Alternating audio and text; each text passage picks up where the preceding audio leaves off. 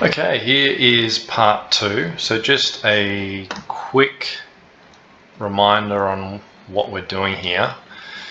We are trying to take a few raw data sets and we're going to put it together to create a financial table. So we have a sales database, product table, campaign table. We're going to do a few joins with Pandas and we're going to create a nice neat table. So this is automating basically from raw data to a financial table. So we've gotten all the way so far, we've gotten all the way to this part here where we've done gross sales, units, discount costs, net sales, cost of goods, contribution margin. We have pulled in marketing costs, but what we've done so far is we have linked marketing costs to a campaign ID, and marketing costs can't be applied as the maximum because we actually need to spread this cost in order to do our table at the end. Otherwise, if we sum this up together, it's any time that we see this campaign ID in a sales data set, it's going to just keep summing and summing and summing. So what we're going to do is we're going to spread this cost across a count of every time that we see the campaign ID. So this is a bit tricky, and this is why we're doing this in part 2. So we're going to create a function. We're going to do a campaign count. So we're going to create a campaign count.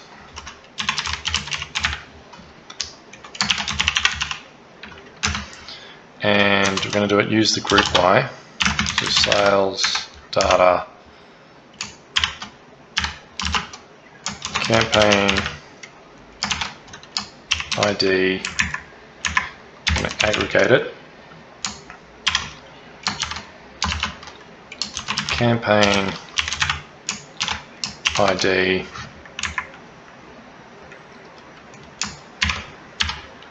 and we're going to count. So we need to take a count of every time that this actually occurs, and we're going to use that count to eventually find the average of the sum of this.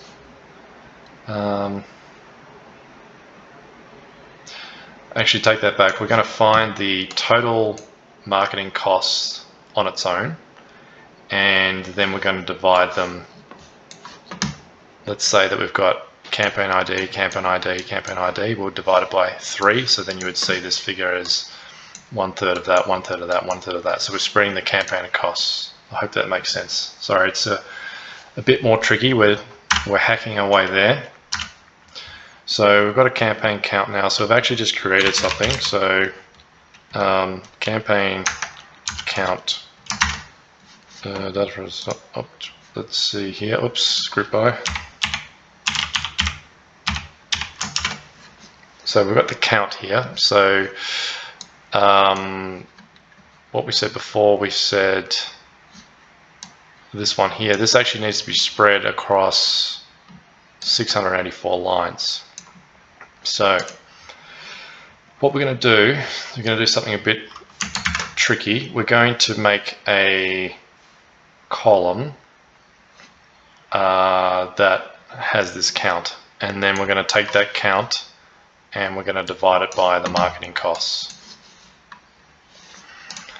Okay, so let's do that. So we're going to use merge again. We're going to go sales.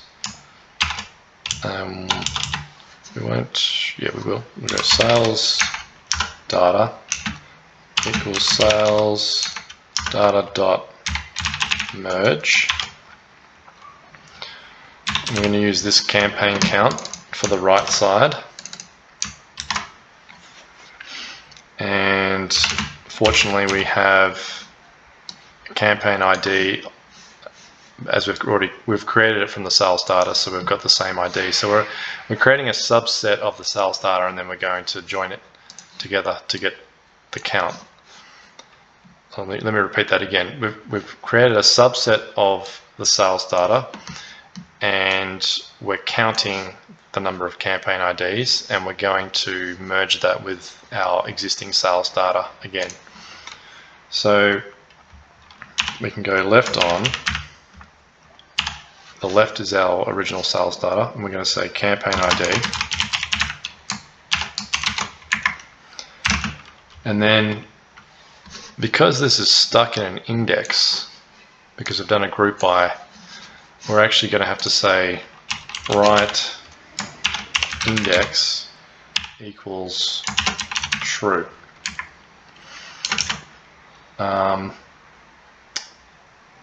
And so let's see what this looks like. So we'll go sales data dot head. Okay, so we see here that the count is occurring.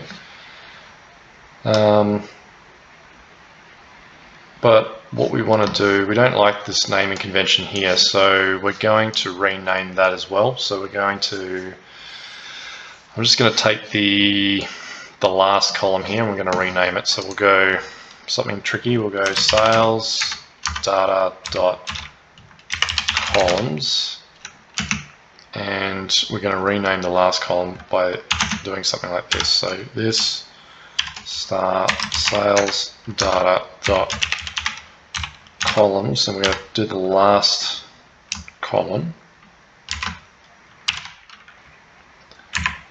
and we're going to call that campaign count. And let's just see if that works.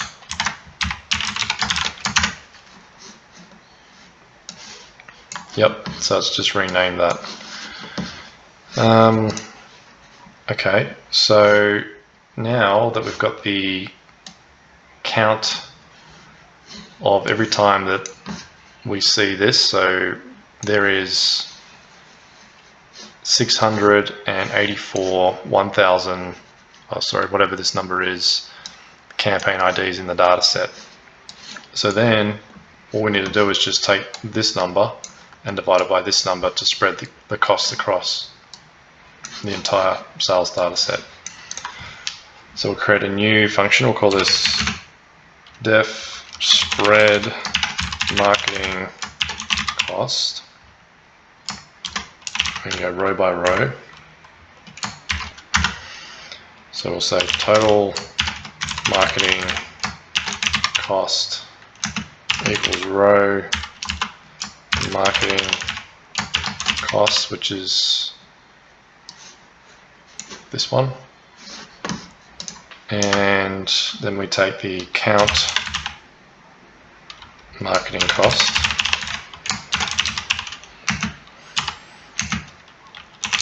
and we will use our renaming, so campaign count, and we're going to return total marketing cost divided by count marketing cost. Sales data, we're going to call it spread marketing costs, because we're spreading we're spreading a fixed marketing cost for the entire campaign across every single row where it's applicable within the sales data set. So we're going to go sales data dot apply row by row, lambda row spread marketing cost row axis equals 1. Let's see if this works. Sales data dot head. Okay, so this number divided by this number gives us our spread marketing costs. So we could probably just do a quick check to make sure that it actually ties. So we can go sales data spread marketing costs dot sum is this figure here, and then we'll use our other table. When we first pulled it in, we pulled it in as marketing data. Let's just remind ourselves what it was. So cost, so then we go cost dot sum, and these figures are the same. So we've successfully managed to spread the marketing cost across the relevant rows within the sales database. Sorry if that was a bit confusing. It's a bit of a trick, and you'll see why. So what we can do now, because we have the tax and the spread of marketing costs, we can actually go row by row and get the net income. So let's go def get net income column. You can see how powerful this apply function actually is. And we will do contribution margin, that'll be the top, equals contribution margin.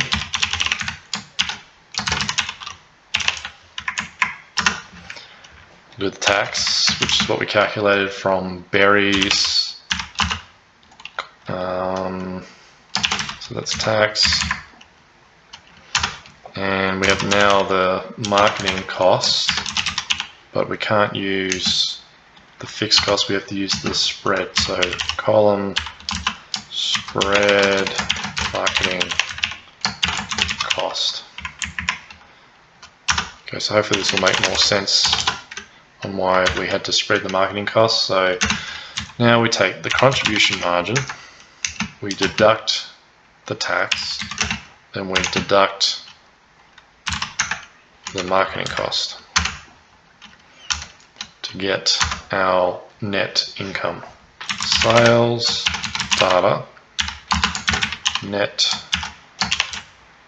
income equals sales data. We'll apply it on the entire data set. Apply. We'll go row by row, lambda row.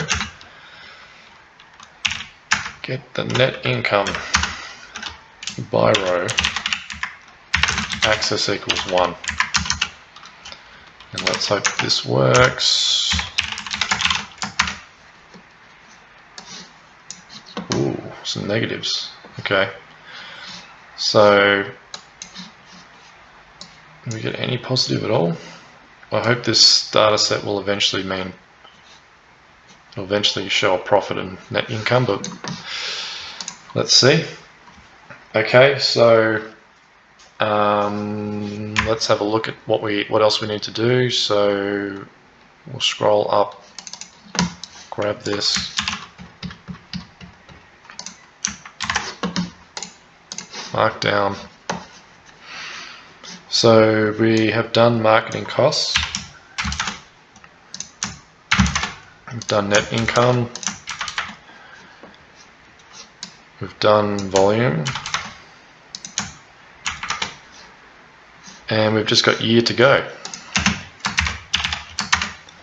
Okay, so to do that, we're going to actually turn it into a date time object. So we're going to go sales data date.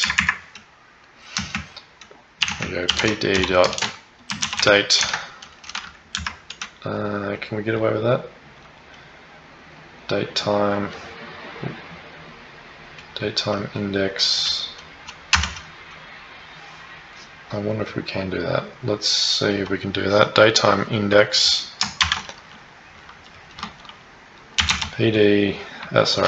sales data date, and then we'll go year, and then we better see that works. Okay. Yep.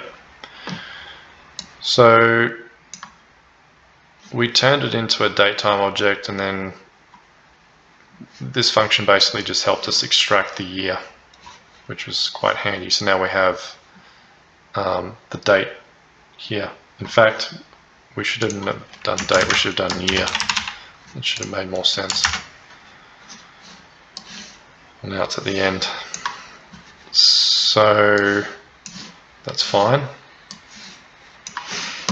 I think now we've got all the ingredients. So we need to now create a table. So we'll say table equals, and then we'll use the group by. So we'll go sales data. So we're going to use all of this, and we're just going to select what we need. So we're going to go sales data dot group by, and then we'll use the year that we just did,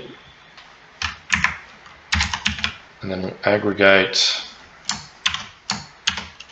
and let's use what we need to use. So gross sales we need, and that's going to be sum. Then units, it's going to be sum. Then size in grams, we might have to rename some of these. That will be a sum as well.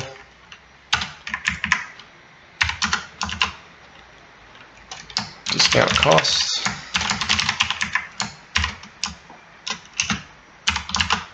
Sum.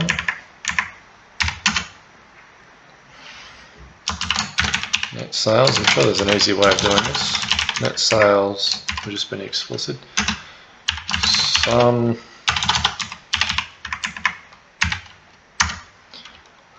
Cost of goods. Cost of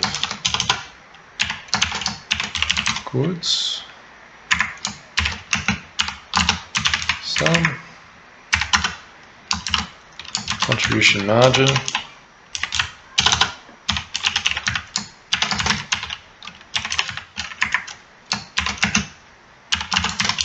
Sum.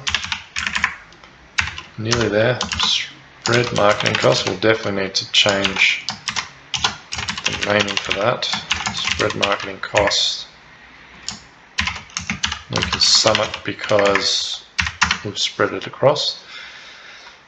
And tax. Sum. Net income, which is what we did before. Sum. I hope I got all that right. Let me just insert cell above and sales data dot columns. Gross sales units, size grams, discount cost,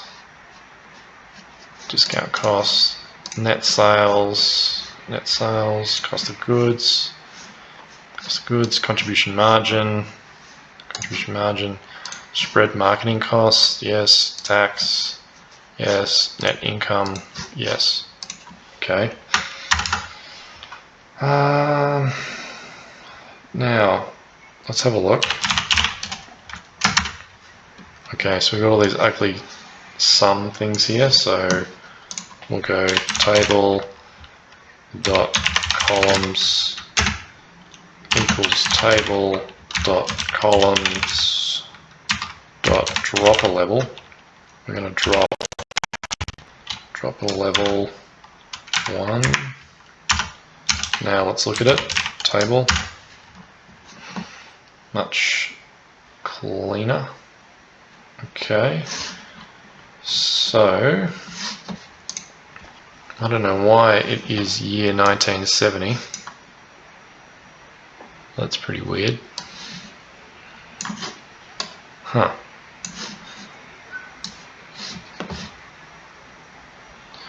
So what we might do, we might rerun absolutely everything.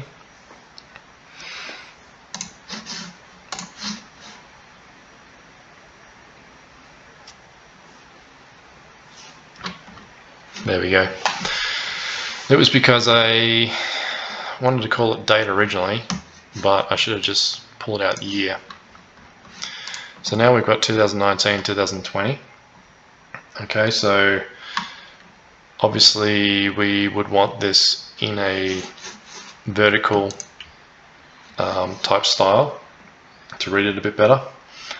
So what we'll do is we will pivot it. We're going to create some values, create a list first and foremost, and I don't know if we can create this as easily as this, but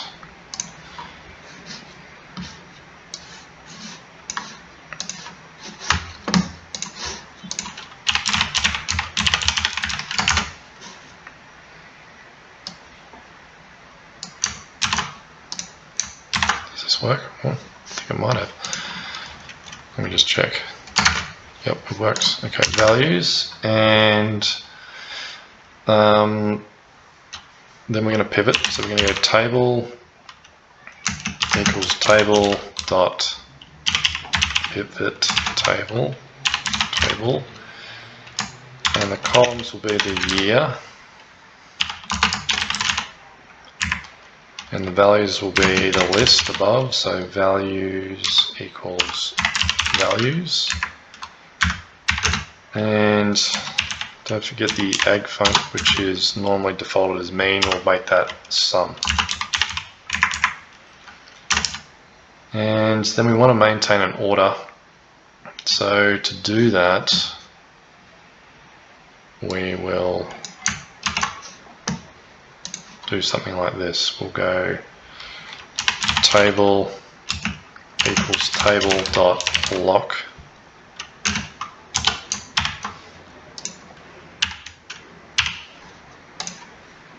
So this is actually going to force the table to be in this order. And we're going to reset the index as well.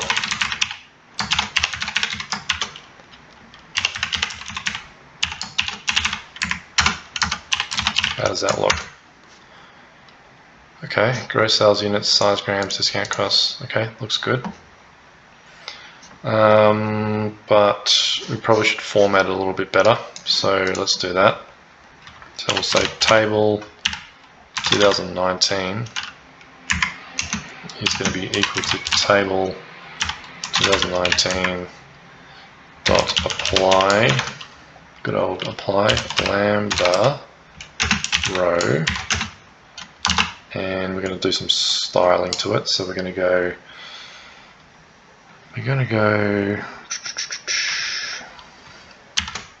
0, 0f. I think that looks okay, and then we're going to format each row. Okay, so and then close off that, and we'll do something 2020 as well. 2020, we'll do the same. Now let's look at it. Error. Invalid format specifier. Interesting. Why?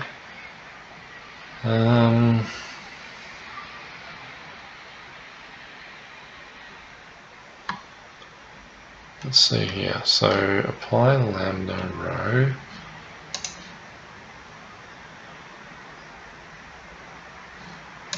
I think we need a dot here. We do. Okay. Well, it's a lot of grams, so that's the volume. Alright, so it doesn't really, it looks a bit ugly here. We said that we were going to rename some of these, so let's do that. So we're going to go, it's going to take a little while.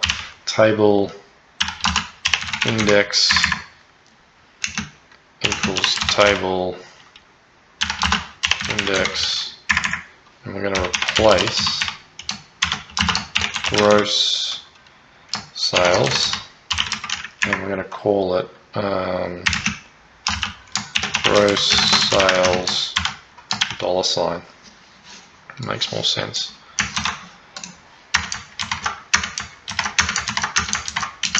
We're going to rename everything. Okay, so units we can probably leave, size grams, we can say volume grams. I'm guessing the business will complain and probably want it in kilos or tons or something. Our fictitious business, that is. So we can also change discount costs. Let's just call this rebates in dollars. And let's call net sales and cost of goods. We'll just call this, we'll call it COGS. And then contribution margin.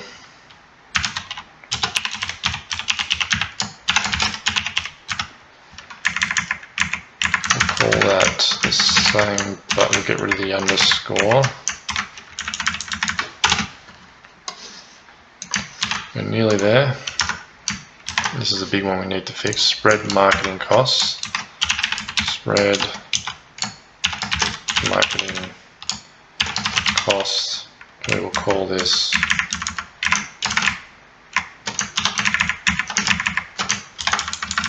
marketing cost.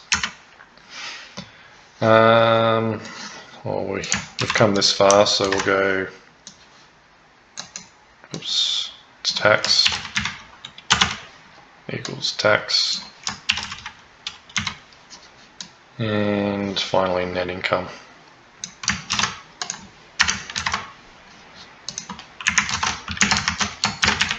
Sometimes you can rename this earlier on. Depends how prepared you are. We're kind of working on the fly here, so we're doing it at the end. Let's see how this looks now. Looks quite nice. But I'm sure someone will go, what are these numbers and what's this index stuff? So let's just finish this off by going table equals table dot rename columns equals index, and let's just make this empty. Not ideal, but just for aesthetic purposes. Then we will reset the index as well. Reset index.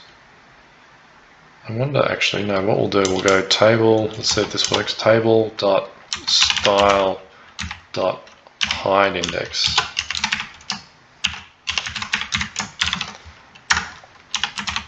What does this look like now?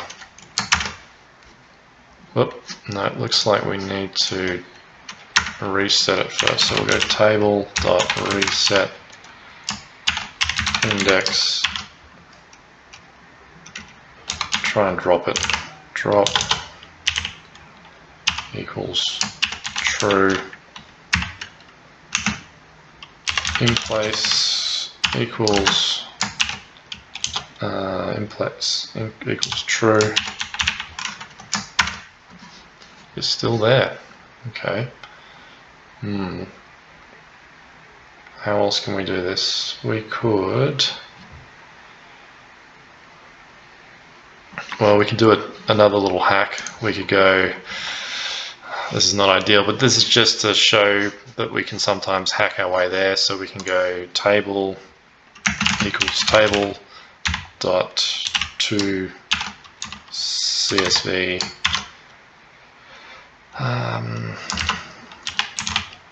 table dot CSV index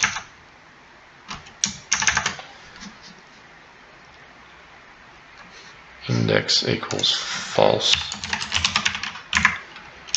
and then we'll pull this back in. This is very hacky. Table equals